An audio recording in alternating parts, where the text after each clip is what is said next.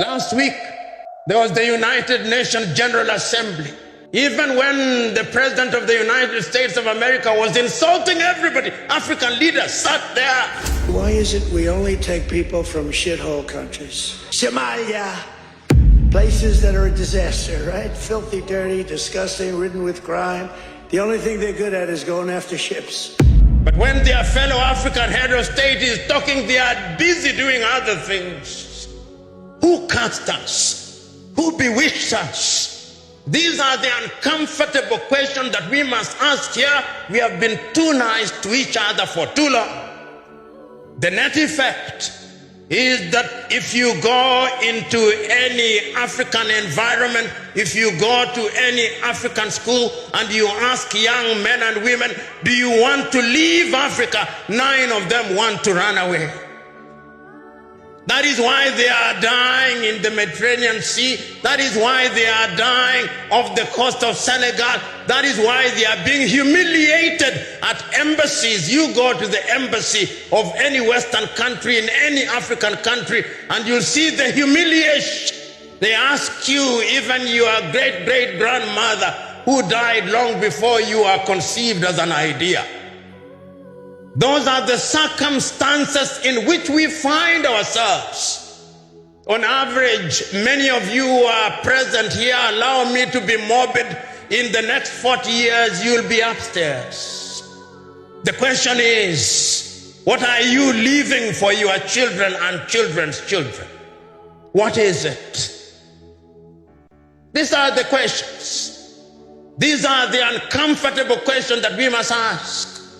And these questions must be answered by Nigeria primarily.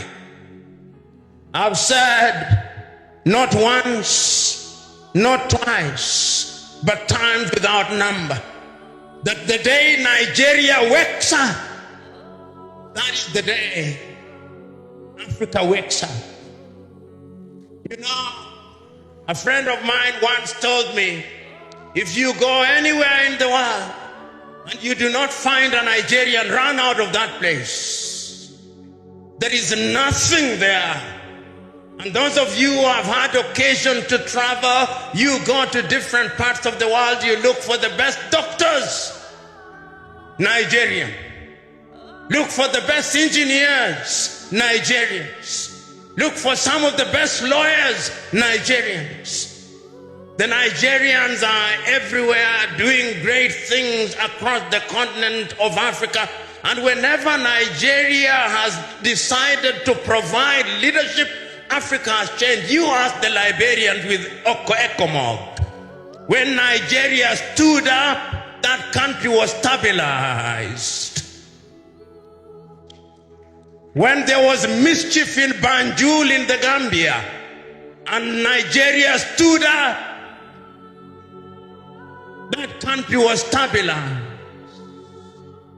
When Nigeria did not do as well as she should have done in the Sahel, the problem is not stabilized. The question is, why is Nigeria a reluctant leader? Nigeria should be the leader economically. You know, when Nigerians say, and they debate with South Africa and sometimes with Egypt, which is the biggest of the economies, I laugh. I laugh because the economies that they are talking about using the unreliable GDP, but we must use it, is that Nigeria is 500 billion USD GDP with a population of over 200 million. Singapore, which is smaller than Lagos with a population of 6 million, has a GDP of 564 billion. So the debate between Nigeria and Egypt and South Africa is a debate between two dwarfs as to which one is the taller of them. Even if one is taller than the other, they are still dwarfs. The day that I will celebrate Nigeria is the day Nigeria tells me we are 2 trillion economy. And Nigeria can achieve it. And Nigeria must achieve it. What does Nigeria not have? Is the oil that is produced in Nigeria different from the oil that is produced in Saudi Arabia? Is it different than the oil that is produced in Kuwait, that is produced in Bahrain, that is produced in Qatar? Why must Nigeria not be the leader that has pipelines across the continent of Africa? Why can she not do it? She can. But we have allowed ourselves to be paralyzed by analysis and to be paralyzed by lamentation. It is your own kinsman, Chinua Achebe, who said that adversity is a problem of humanity, but we must never allow ourselves to be the victims or the agents of adversity.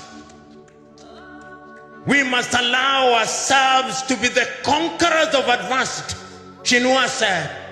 And I remember so very vividly in 1983 when Chinua Achebe wrote the little book, The Trouble with Nigeria, and he simply said that the problem with Nigeria, and he dare said the rest of Africa, is simply and squarely one of leadership. And his leadership at all levels. Many times we think that politics is the only side of leadership. No. Leadership is at all levels. Why can't you, if you've run this beautiful club for 82 years and run it well, why can't that be upscaled and replicated in every other sector of Nigeria? Why? Why is it that in this micro environment, you do not care who is who in this club? Everybody has a sense of esprit de corps, a sense of camaraderie. You do not care from which ethnicity you come from. But when you want to run the club that is Nigeria, you now talk tribe, you now talk religion. Why? These are the uncomfortable questions that you must confront, because if you do not confront them, then Nigeria and Africa will continue to punch below her weight. I'm suggesting to you that the time is now that we must ask ourselves what it is that we can do. We have lamented for too long. Let us now ask ourselves what it is that Nigeria can do in the area of education. You know, many of you who are present in this assembly may be described as upper middle class or the top class. You are the best of the best.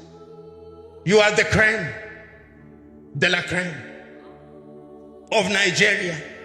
And when you are the crème de la crème of Nigeria, it means you are also the crème de la crème of Africa. But the question is, does Africa feel you? Does Africa feel you in the area of education? You know, not so long ago, I was at an African university. And at that university, they said that their greatest desire was that they wanted to be like Harvard and Cambridge. And I said, why do you want to be like Harvard? Why do you want to be like Cambridge? Why can't you not just be you? One of the things that we Africans must do is to exercise the ghost of low self-esteem and to wear the spirit of self-belief. The day we do that, that is the day that Africa will begin to grow. One of the things that gladdens my heart when I come to Africa, to West Africa, and particularly to Nigeria, is the manner in which the Nigerians dress. It gives one authenticity. It gives one confidence. But the question that I ask, are the clothes made in Nigeria? And if they are not made in Nigeria, it means the jobs are not in Nigeria. We have exported all our jobs to China. I'm asking us that if Africa and Nigeria is to be resuscitated to realize our potential, I want to see Nigeria grow in her education. The other area in which Nigeria must provide leadership is in the area of the economy. You know, not so long ago, Nigeria was just about to provide leadership once again. And there was going to be a currency in this region called the Eco. And we were all happy, those of us who love the continent of Africa. We were looking forward to the day when you would come here and I would have the Eco, not the dollar. Something happened. I'm asking you who are shakers and movers. Shake those who are in government. Honorable Governor, Deputy Governor, ask yourself, 20 years from today, when you are no longer governor and history is written about you, what will they say? What will they say of your watch? What did you deliver? What did your administration deliver? History is harsh. It passes verdict that is without emotion. I'm asking all of us who are present here to ask those uncomfortable questions. In the area of the economy, I'm asking those of us who are here to ask in the area of health. Why is it that young Africans are still dying of diseases that were conquered by Europe 100 years ago? What is happening to us? Why is it that when we have COVID, we have to import things from China? What became of our pharmaceutical industries? What became of our research institutes? Why do we pay our academics a pittance, peanuts, while our thieves thrive? Why? These are the questions that we must ask. We are talking at a time when we are talking about the Africa Agenda 2063 and Africa Continental Free Trade Area. What are we going to trade in if we are not manufacturing?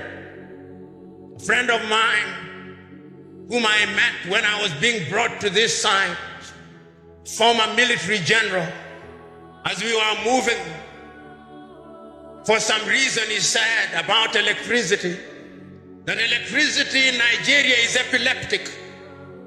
And it is epileptic indeed. Not only in Nigeria, everywhere. There is not a single place that you travel to Africa in today and you are in a hotel room, within 1 hour electricity has gone. Electricity is not rocket science. But for some reason, we are unable to supply stable electricity. Who cast us? Who bewitched us? That we cannot do what must be done. These are the questions. Ladies and gentlemen, I know it ought to be celebration, but how can I speak the language of a wedding at a funeral? I refuse to do so. And I'll not speak for too long either, because the issues that I'm raising are known. They are known because they have been spoken about. They are known because your former leaders have spoken about them. If you look at the writings of your former presidents, the statements of your politicians, the writings of Olusegun Obasanjo in his book, My Watch, he says, among other things, that potential is nothing if it is not realized. I look at the early statements of Sahamadu Bey, the early statements of Obafemi Awolowo, the early statements of MKO Abiola,